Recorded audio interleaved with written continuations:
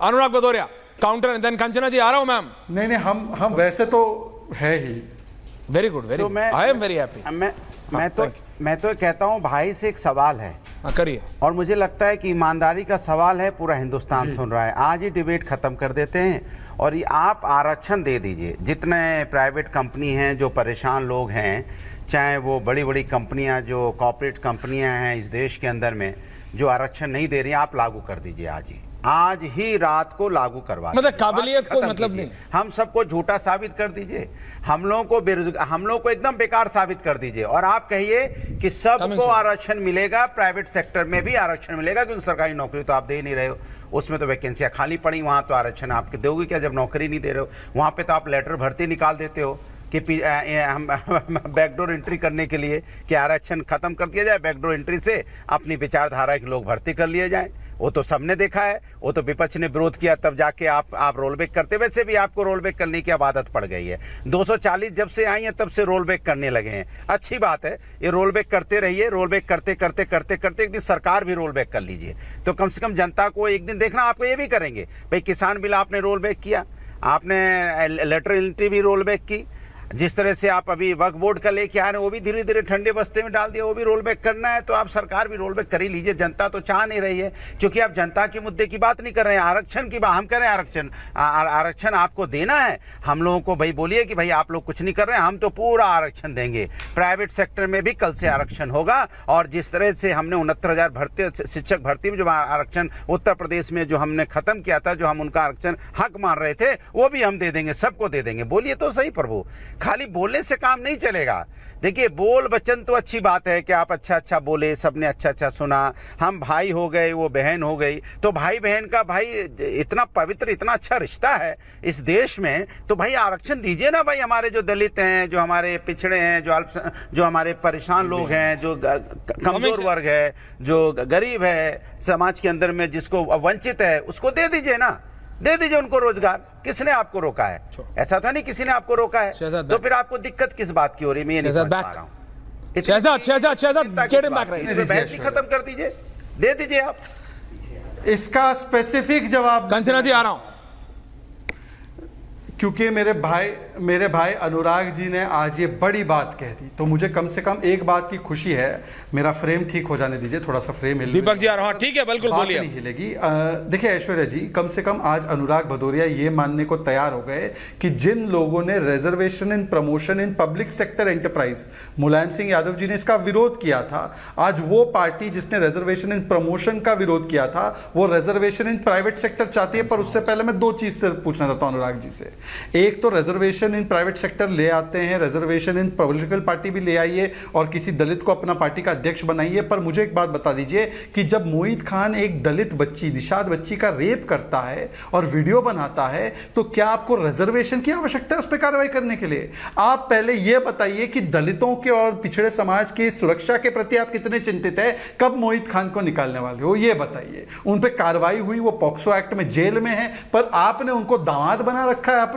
एक 65 वर्ष का आदमी 12 साल की निषाद बच्ची से बलात्कार करता है, और अनुराग भाई आप उसको डिफेंड करते हो। तो पहले अनुराग भाई बोलिए कि रिजर्वेशन इन प्रमोशन क्यों रोका था? 75 जातियां मुसलमानों की क्यों ओबीसी की जातियों में घुसेड़ रहे हो, बंगाल से लेकर कर्नाटका तक? क्यों रंगनाथ मिश्रा में ये बोला था कि ओबीसी का काट के हम मुसलमानों को दे देंगे आरक्षण? और तीसरी बात बताइए, मोहित खान पर क्या कार्रवाई होगी, ये पहले बताइए। अनुराग भदौरिया कोई काउंटर, कंचना जी बोली नहीं है अभी तक। कंचना जी 30 सेकंड्स में हम कमिंग टू यू, बराबर का टाइम देगा। सीधा सा नहीं, बोलिए जल्दी, कोई सीधा सा जवाब है। मैं इनसे पूछना चाहता हूं, मेरा सीधा सा सवाल इनसे है, ये बताइए अभी अयोध्या में 8 लोगों का नाम आया एक दलित बच्ची के साथ अन्याय करने में, एफआईआर क्यों नहीं कर रहे थे आप भाई? क्या दिक्कत थी आपको? क्योंकि दलित बच्ची थी इसलिए एफआईआर नहीं करेंगे आप, इसलिए उसके एफआईआर को जब हम आवाज उठाएंगे तब एफआईआर होगी। या जिस तरह से दलित बच्ची को हाथरस में जिस बच्ची के साथ अन्याय हुआ था, जिम्मेदार कौन था जरा बताएंगे आप? कोई था जिम्मेदार? तो कोई था ना। जिस तरह से अन्याय हुआ बीएचयू की घटना में, कौन है जिम्मेदार बताइए आप?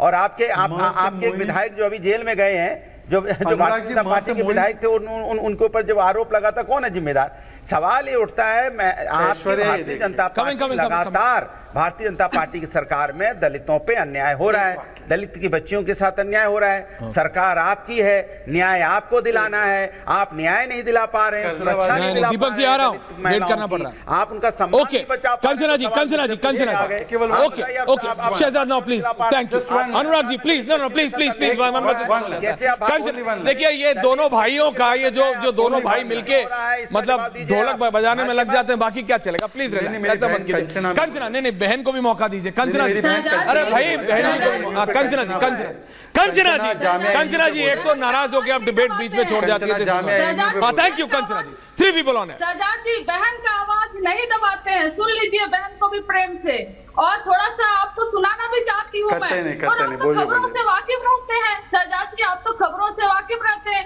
आज ही सुप्रीम कोर्ट में एक सुनवाई थी, आरजेडी ने जो पिटीशन डाला था 65% बढ़े हुए आरक्षण को लेकर, जिसको आपने रुकवा दिया, जिसको आप चाहते ही नहीं कि लागू हो, उसी को लेकर एक सुनवाई थी। और सर इतना ही नहीं, झारखंड असेंबली ने 14% से 27% आरक्षण बढ़ाकर जो ओबीसी का किया था, गवर्नमेंट के माध्यम से आपने उसको लागू नहीं होने दिया। ये तो आपका चेहरा है सर जी। और तीसरा मोस्ट इंपोर्टेंट वन, 69,000 शिक्षक भर्ती में जब Lucknow bench Allahabad high court की आपको फटकार लगाई योगी आदित्यनाथ जी का कि न्यू लिस्ट निकालिए, मेरिट लिस्ट कहाँ है सर जी? आपने 4 साल से ओबीसी के बच्चों को सड़क पर उनको पीटा है, उनको बारिश में भिगोया है, ठंड में वो सड़क पर सोए हैं।